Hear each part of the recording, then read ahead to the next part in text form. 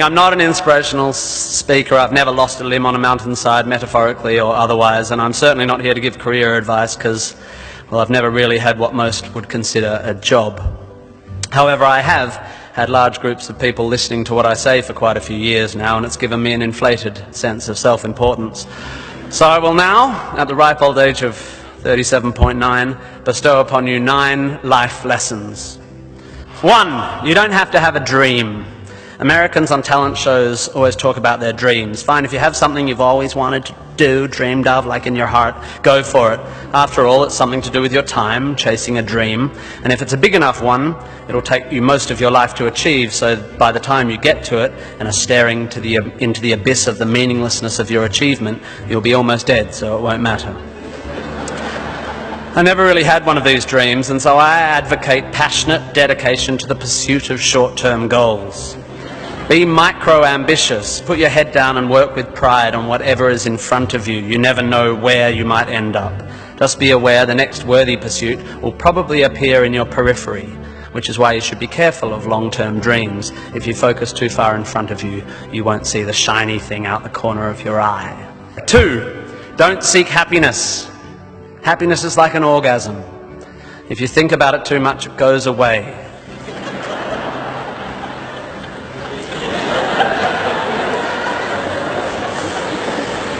Keep busy and aim to make someone else happy, and you might find you get some as a side effect. We didn't evolve to be constantly content. Contented Homo erectus got eaten before passing on their genes. 3, remember, it's all luck. You are lucky to be here. You are incalculably lucky to be born. Understanding that you can't truly take credit for your successes, nor truly blame others for their failures, will humble you and make you more compassionate. Empathy is intuitive, but is also something you can work on intellectually. 4, exercise. I'm sorry, you pasty, pale, smoking philosophy grads, arching your eyebrows into a Cartesian curve as you watch the human movement mob winding their way through the miniature traffic cones of their existence. You are wrong and they are right. Well, you're half right. You think, therefore you are, but also you jog, therefore you sleep, therefore you're not overwhelmed by existential angst. You can't be can't, and you don't want to be. Play a sport, do yoga, pump iron, run, whatever, but take care of your body. You're going to need it. Most of you mob are going to live to nearly 100, and even the poorest of you will achieve a level of wealth that most humans throughout history could not have dreamed of. And this long, luxurious life ahead of you is going to make you depressed. 5, be hard on your opinions. A famous bon mot asserts that opinions are like arseholes, and that everyone has one. There is great wisdom in this, but I would add that opinions differ significantly from arseholes, and that yours should be constantly and thoroughly examined.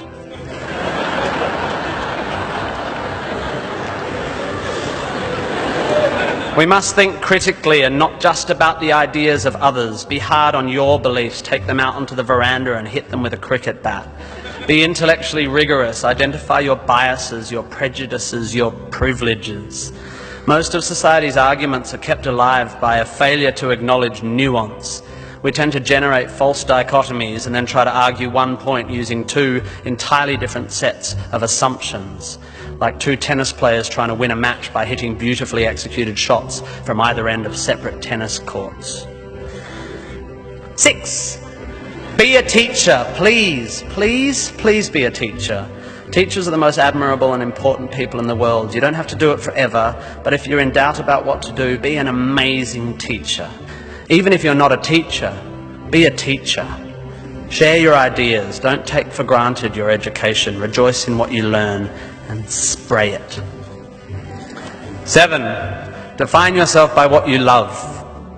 I found myself doing this thing a bit recently where if someone asks me what sort of music I like, I say, well, I don't listen to the radio because pop song lyrics annoy me. Or if someone asks me what food I like, I say, I think truffle oil is overused and slightly obnoxious.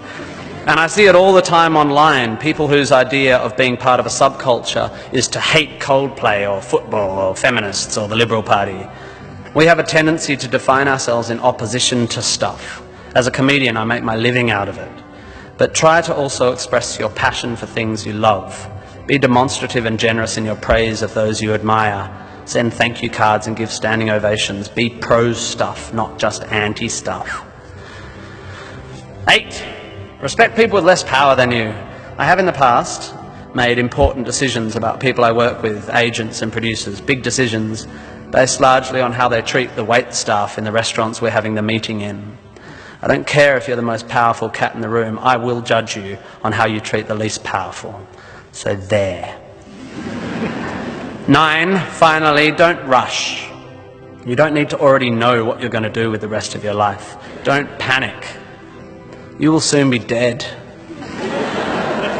Life will sometimes seem long and tough, and God, it's tiring. And you will sometimes be happy and sometimes sad, and then you'll be old, and then you'll be dead. There is only one sensible thing to do with this empty existence, and that is fill it. Not fill it, fill it. Life is best filled by learning as much as you can about as much as you can, taking pride in whatever you're doing, having compassion, sharing ideas, running, being enthusiastic. And then there's love and travel and wine and sex and art and kids and giving and mountain climbing, but you know all that stuff already. It's an incredibly exciting thing, this one meaningless life of yours. Good luck, and thank you for indulging me.